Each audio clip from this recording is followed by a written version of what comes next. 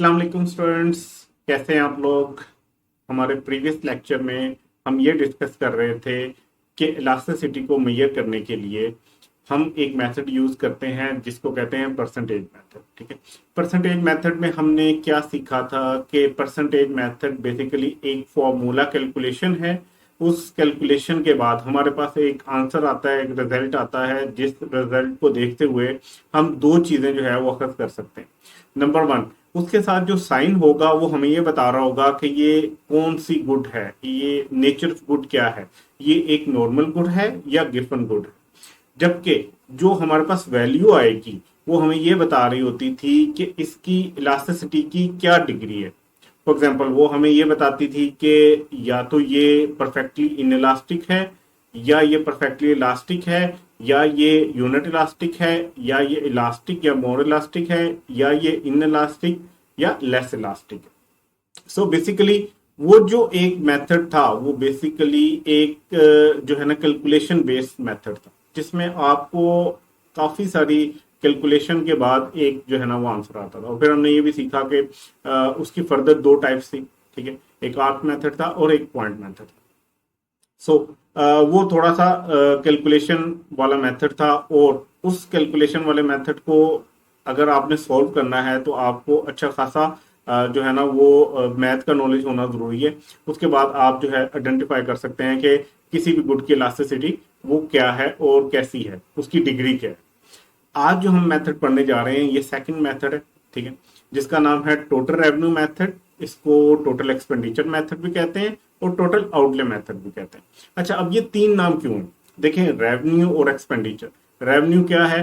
Revenue basically किसी की आमदन। ठीक है, एक्सपेंडिचर क्या है? किसी का खर्चा। अब ये देखा जाए ना तो ये दोनों ऑपोजिट चीजें हैं।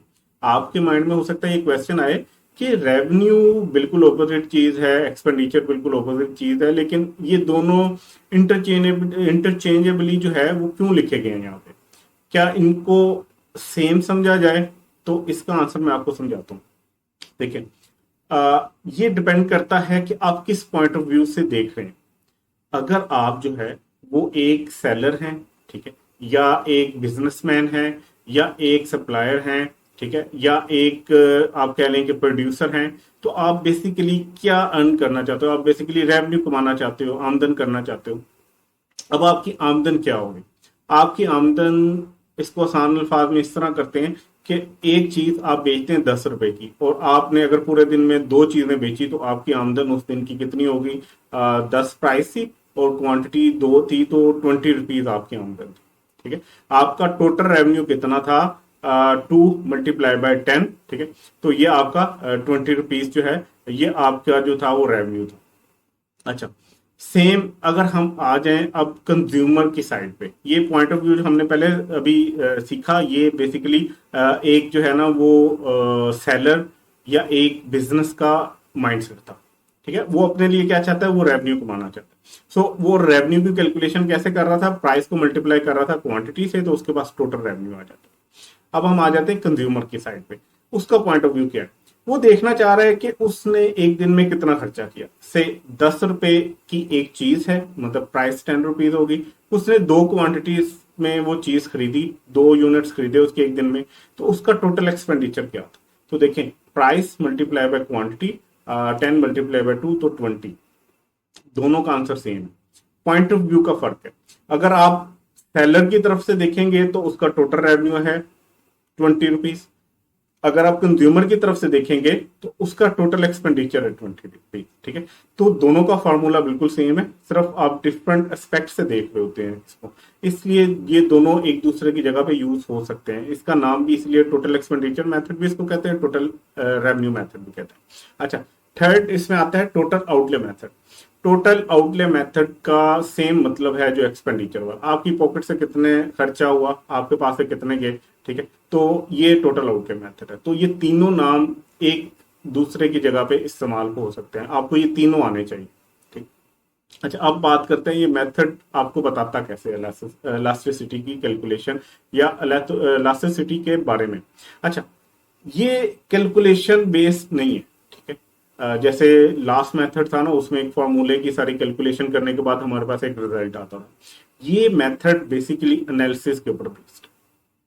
छोटी सी कैलकुलेशन तो करनी पड़ेगी, बट रिजल्ट जो है वो एनालिसिस के साथ आपको दिया जाए। ठीक है, ये मेथड जो है एल्फ्रेड मार्शल ने प्रेजेंट किया था। ठीक है, और इसमें वो क्या करता था कि एक चीज की प्राइस और उसकी क्वांटिटी के साथ एक टोटल रेवेन्यू पहले उसके पास आ जाता था, फिर वो प्राइस को चेंज करके देखता था कि टोटल रेवेन्यू के ऊपर इसका क्या इफेक्ट आया। ठीक है, ये जो नया टोटल रेवेन्यू आता था ना, एक देखिए उसके बाद पहले टोटल रेवेन्यू था, उसके बाद उसने प्राइस को चेंज किया और एक नया टोटल रेवेन्यू उसके पास आया। ये जो नया टोटल रेवेन्यू आया ना है, इसको देखते हुए वो जज करता था कि ये गुड कितनी इलास्टिक है या इन इलास्टिक है। ठीक है, इसके बारे में डिसीजन लेता था। अच्छा, इस मेथड के अंदर जो हमारे सिलेबस में है, इसमें हम एक्सट्रीम केसेस को नहीं कवर करते। देखिए, परफेक्टली इन इलास्टिक और परफेक्टली इलास्टिक, ये दोनों एक्सट्रीम केस, इनके ऊपर इस मेथड में हम नहीं बात करते। इस मेथड के थ्रू आपको तीन चीजें पता चलेंगी, या तो कोई गुड जो है वो इलास्टिक होगी या इन इलास्टिक होगी या यूनिट इलास्टिक होगी। ठीक है, तो अब चल रहे देखते हैं इसको कि ये कैसे होता है। ठीक है, यही जो बात हमने पहले की है एक दफा दोबारा रिवाइज हो रही है। कस्टमर के पॉइंट ऑफ व्यू से उसका एक्सपेंडिचर क्या है, प्राइस, प्राइस डिनोट की गई है पी से, और क्वांटिटी जितनी वो खरीदना चाहता है या जितनी वो डिमांड कर रहा है। प्राइस को क्वांटिटी या नंबर ऑफ यूनिट्स के साथ आप मल्टीप्लाई करो तो आपके पास एक आंसर आ जाएगा एक्सपेंडिचर। ठीक है, फॉर एग्जांपल आप कहीं पे मार्केट में गए और आपने कोल्ड ड्रिंक खरीदी। ठीक है, से कोल्ड ड्रिंक 200 रुपीज की है, आपने एक कोल्ड ड्रिंक खरीदी तो 200 उसकी प्राइस थी, मल्टीप्लाई आपने उसको क्वांटिटी से कर दिया जो कि एक है, तो आपका एक्सपेंडिचर कितना हुआ टोटल 200 रुपीज। ठीक है, अब उस शॉपकीपर की बात कर लेते हैं, उस सप्लायर उस सेलर की बात कर लेते हैं। उसने उस कोल्ड ड्रिंक से कितना रेवेन्यू कमाया, प्राइस कितनी थी 200, उसने बेची कितनी एक, तो रेवेन्यू कितना हुआ 200 मल्टीप्लाई बाय 1 200। सो दोनों का आंसर सेम है। ठीक, टोटल रेवेन्यू को टीआर से डिनोट करते हैं।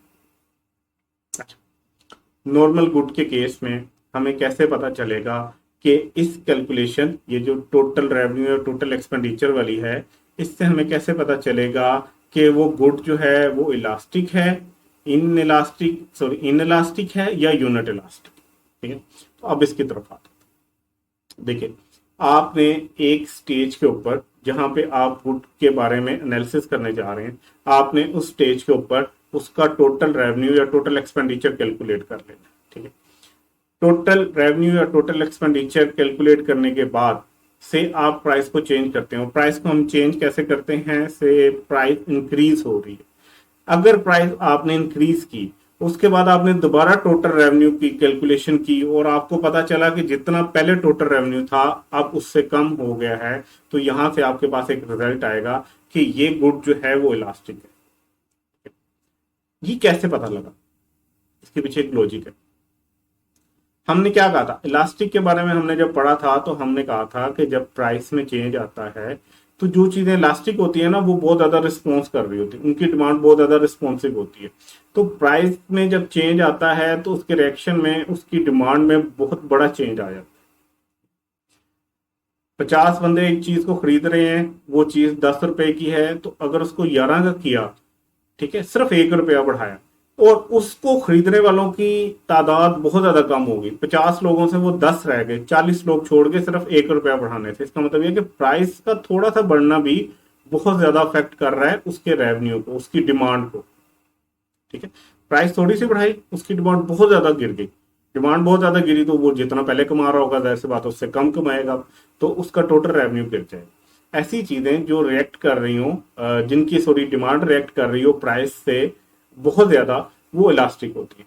तो आपने याद क्या रखना है, आपने प्राइस को इंक्रीज किया या डिक्रीज किया, अगर टोटल रेवेन्यू उसकी ऑपोजिट डायरेक्शन में गया, ऑपोजिट रिएक्शन उसने दिया, तो इसका मतलब क्या है, वो गुड की इलास्टिसिटी क्या है, वो इलास्टिक, वो गुड इलास्टिक यानी मोर इलास्टिक। अच्छा, नेक्स्ट केस आ जाते हैं हम इन इलास्टिक की तरफ से। आप किसी चीज की प्राइस बढ़ाते हो, एक आपने पहले टोटल रेवेन्यू कैलकुलेट कर लिया, अब आपने उस चीज की प्राइस बढ़ाई, प्राइस बढ़ाने के बाद क्या हुआ कि टोटल रेवेन्यू भी बढ़ गया, मतलब दोनों सेम रिएक्शन दे रहे हैं, प्राइस बढ़ाई टोटल रेवेन्यू भी बढ़ गया। इसका मतलब क्या है, इसका मतलब ये है कि वो गुड इन इलास्टिक है। इन इलास्टिक से क्या मतलब है कि प्राइस बढ़ने से ना लोग जो उसकी डिमांड है वो बहुत कम छोड़ते हैं, ठीक है, उसकी डिमांड में बहुत कम फर्क पड़ रहा। जैसे हमने अभी इलास्टिक में एक एग्जांपल ली थी कि एक चीज जो थी उसमें 1 रुपया बढ़ाया और उसको कुछ 40 लोग छोड़ गए, तो इसका मतलब यह है कि बहुत ज्यादा रिस्पॉन्स आया प्राइस में चेंज आने की वजह से। अब यहाँ पे अगर देखें, एक चीज थी 100 की, ठीक है, उसको 10 लोग खरीदते थे, अब आपने उसकी प्राइस बढ़ा के 300 कर दी, प्राइस में बहुत ज्यादा फर्क लिया है, लेकिन अभी भी उसको 90 या 98 लोग खरीद रहे हो, ठीक है, इसका मतलब यह है कि छोड़ के सब कुछ गए, दो गए, इसका मतलब यह है कि आप पैसे बढ़ाने से ना अपना रेवेन्यू ज्यादा बढ़ा लोगे। अभी इसको हम न्यूमेरिकली भी प्रूव करेंगे। अगर ऐसी सिचुएशन आए कि प्राइस बढ़ने से टोटल रेवेन्यू भी बढ़ जाए, दोनों सेम रिएक्शन दें, सेम डायरेक्शन में जाएं, इसका मतलब क्या है, आपने सिंपल याद रखना है कि ऐसी गुड इन इलास्टिक डिमांड रखती है, ठीक है। अब तीसरी सिचुएशन आती है, तीसरी सिचुएशन है यूनिट इलास्टिक। आपके पास एक टोटल रेवेन्यू था, ठीक है, अब आपने प्राइस बढ़ाई, ठीक है, और उसके बाद आपने कैलकुलेशन की दोबारा टोटल रेवेन्यू की, पता चला वो पहले जितना ही है। अच्छा, इसका मतलब क्या है, वो यूनिट इलास्टिक। ये यूनिट इलास्टिक और जो इलास्टिक और इन इलास्टिक है, इनको जरा हम डिजिट्स के साथ जब लिख के न्यूमेरिक वैल्यूज के साथ कैलकुलेट करेंगे तो फिर आपको बेहतर समझ आएगी। चलें हम इस पे जाते हैं। बेसिकली ना प्राइस इलास्टिसिटी ऑफ डिमांड का रेवेन्यू के साथ जो है ना वो रिलेशन होता है कि किसी भी चीज की प्राइस के चेंज होने से उसके रेवेन्यू पे क्या इफेक्ट आ रहा है, ये बता रहा होता है कि उसकी इलास्टिसिटी कैसे, ठीक है। If PED elastic, a fall in price increase revenue, ठीक है। अगर पीईडी इलास्टिक है, मतलब अगर आपकी गुड जो है वो बहुत ज्यादा इलास्टिक है, इसका मतलब क्या है कि आप प्राइस कम ज्यादा करते हो तो डिमांड बहुत ज्यादा रिस्पॉन्ड करती है, लोग उसकी डिमांड पे बहुत ज्यादा फर्क डाल रहे हैं। अब अगर आपने रेवेन्यू बढ़ाना है तो आप सिंपली क्या करो, अपनी गुड की प्राइस कम करो, क्योंकि आप थोड़ी सी प्राइस कम करोगे तो क्योंकि डिमांड बहुत ज्यादा रिस्पॉन्स करती है तो आपकी डिमांड बहुत ज्यादा बढ़ जाएगी और आपका रेवेन्यू बहुत ज्यादा बढ़ जाएगा, ठीक है। अगर इन इलास्टिक है, इस सूरत में आपने क्या करना है, इस सूरत में अगर आप प्राइस बढ़ाएंगे भी बहुत कम लोग आपको छोड़ के जाएंगे, आप ज्यादा प्राइस बढ़ाएंगे बहुत कम लोग छोड़ के जाएंगे, स्टिल आपका रेवेन्यू बढ़ेगा, ठीक है। तो जिन गुड्स की डिमांड इलास्टिक होती है ना, जो उसके सेलर होते हैं वो कैसे ज्यादा रेवेन्यू कमाते हैं, वो उसकी प्राइस कम कर देते हैं। और जिन गुड्स की डिमांड इन इलास्टिक होती है उसके जो सेलर्स हैं वो कैसे उससे पैसा कमाते हैं, वो उसकी प्राइस बढ़ा के उससे पैसा कमाते हैं। और जिसकी यूनिट इलास्टिक है डिमांड, उसमें आप बढ़ाओ कम करो आपके टोटल रेवेन्यू पे ज्यादा फर्क नहीं पड़ने वाला। अब जरा न्यूमेरिकल वैल्यूज को इन्वॉल्व करके ना इसको समझते हैं। इलास्टिक डिमांड की बात करें, if price and total revenue moves in opposite direction, ठीक है, इंक्रीज किया आपने प्राइस ने, प्राइस को, टोटल रेवेन्यू डिक्रीज हो गया तो डिमांड इलास्टिक होगी। कैसे, देखें, हमारे पास पहले प्राइस ये थी, ठीक है, P1 ये थी और Q1 क्या थी 15, तो हमने इन दोनों को मल्टीप्लाई किया, ये देखिए टोटल रेवेन्यू की कैलकुलेशन के लिए P को मल्टीप्लाई किया Q से, तो हमारा रेवेन्यू कितना आ गया 150, ठीक है। प्राइस 10 थी, डिमांड 15 की थी, 15 क्वांटिटी है बेसिकली डिमांड, तो आपका टोटल रेवेन्यू 150 था। अब आपने प्राइस बढ़ाई, आपने प्राइस 15 कर दी और देखिए डिमांड आपने प्राइस 5 से बढ़ाई, डिमांड पे बहुत ज्यादा फर्क पड़ा, ठीक है, 9 लोग छोड़ के चले गए। अब आप रेवेन्यू दोबारा कैलकुलेट करें, 15 मल्टीप्लाई बाय 6 तो 90, इसका मतलब क्या है कि प्राइस इंक्रीज हुई थी 10 से 15 पे और उसके रिएक्शन में आपका टोटल रेवेन्यू कम हो गया 150 से 90 पे, तो बहुत ज्यादा फर्क पड़ा ना, ऑपोजिट डायरेक्शन में चले गए, प्राइस बढ़ी टोटल रेवेन्यू कम हो गया, इसका मतलब क्या है कि आपकी गुड इलास्टिक डिमांड रखती है। और ये हमें पता है इलास्टिक डिमांड का जो ग्राफ है वो कुछ ऐसे बन रहा होता है, उसकी डिमांड का वैसे बन रही होती है। नेक्स्ट आते हैं यूनिट इलास्टिक पे। यूनिट इलास्टिक में अगर हम देखें कि अगर हम प्राइस में कुछ चेंज करें तो रेवेन्यू में कोई फर्क ना पड़े, तो इसका मतलब यह है कि गुड यूनिट इलास्टिक डिमांड रखती है। देखें प्राइस पहले 10 थी, P1 10 थी, और क्वांटिटी जो Q1 थी वो 15 थी, आपका टोटल रेवेन्यू 150 था, आपने प्राइस बढ़ाई और उसको 10 से 15 पे ले गए, जो लॉ ऑफ डिमांड के मुताबिक नॉर्मल गुड का केस होता है इसमें, तो उसके मुताबिक क्या हुआ कि आपकी डिमांड कम होनी है, प्राइस बढ़ेगी, डिमांड कम होगी, तो डिमांड कम होकर 10 पे आ गई। आपने दोबारा इन दोनों को मल्टीप्लाई किया तो 150 ही आंसर आया। इसका मतलब क्या है, प्राइस इंक्रीज हो या डिक्रीज हो, ये टोटल रेवेन्यू पे कोई इफेक्ट नहीं डालती। देखिए इसको आप ऊपर दोनों केसेस में जो पहले केस किया उसमें भी आप ये कर सकते हैं, इसमें भी करके देख लेते हैं। से ये P1 थी, ठीक है, ये P2 हो गई, ये Q1 थी, ये Q2 हो गई।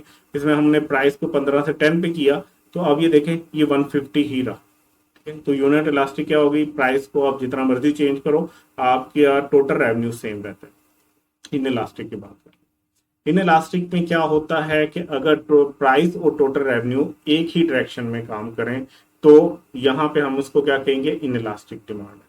ठीक, फॉर एग्जांपल P1 10 थी और Q1 15 था, आपने प्राइस बढ़ाई, आपने P2 15 कर दिया और डिमांड कितनी होगी, कम हुई, लेकिन बहुत कम हुई। देखिए 5 रुपए बढ़ाया लेकिन डिमांड सिर्फ 1 से कम हुई। तो पहले 150 था आपका टोटल रेवेन्यू, अब प्राइस बढ़ाने से आपका टोटल रेवेन्यू बढ़ गया, ठीक है, तो 210 पे चला गया। इसका मतलब ये है कि प्राइस बढ़ी, एक डायरेक्शन में हम गए प्राइस बढ़ाने की, तो टोटल रेवेन्यू बढ़ा, तो दोनों सेम डायरेक्शन में मूव कर रहे हैं। तो इस केस में आपकी गुड की डिमांड इन इलास्टिक होगी। ये इसका ग्राफ होता है। तो ये 3 सिनेरियोस बताता है। देखें इस केस में यहाँ पे टोटल रेवेन्यू मेथड यूज होता है। टोटल रेवेन्यू मेथड के अंदर आप नॉर्मल गुड की हमेशा से वो करोगे एनालिसिस, और नॉर्मल गुड में 3 आपके पास रिजल्ट्स आ सकते हैं, या तो गुड इलास्टिक होगी, या यूनिट इलास्टिक, या इन इलास्टिक। ठीक है, और ये जो मैंने पहले बात की थी कि आपने कभी देखा होगा कि कुछ ऐसी चीजें होंगी जो लोग जिनकी डिमांड डिले कर सकते हैं, मतलब उसकी प्राइस बढ़े तो लोग उसको छोड़ देते हैं, लेकिन उनकी अगर प्राइस कम हो तो लोग उसको बहुत ज्यादा खरीदते हैं। जैसे हमने देखा होगा कि जब कपड़ों के ऊपर कुछ सेल वगैरह लगी होती है, डिस्काउंट वगैरह लगा होता है, तो लोग बहुत ज्यादा खरीदते हैं। इसका मतलब क्या, उनकी डिमांड बड़ी ही इलास्टिक है। वो थोड़ी सी प्राइस कम करते हैं, लोग बहुत ज्यादा खरीदना शुरू कर देते हैं, इसी तरह वो आपसे ज्यादा पैसे कमा रहे होते हैं। अच्छा, ये जो है ना इन इलास्टिक वाले, ये क्या करते हैं, ये इनके पास वो गुड्स होते हैं जो बहुत जरूरी होते हैं, जैसे मेडिसिन होगी, ठीक है, खाने पीने की चीजें होंगी, उन्हें पता है ये लोग खरीदेंगे ही खरीदेंगे, इसकी डिमांड कम नहीं होगी बेशक इसका प्राइस बढ़ा दें हम। तो इस केस में क्या होता है, वो प्राइस ज्यादा करते हैं और ज्यादा रेवेन्यू कमाते हैं आपसे। ठीक है, तो ये हमने इसके तीनों केसेस को डिस्कस कर लिया। नेक्स्ट इंशाल्लाह हम अपने अगले लेक्चर में लास्ट मेथड पढ़ेंगे जो कि है जियोमेट्रिक। अपना ख्याल रखिएगा, मिलते हैं इंशाल्लाह नेक्स्ट वीडियो में। अल्लाह हाफिज।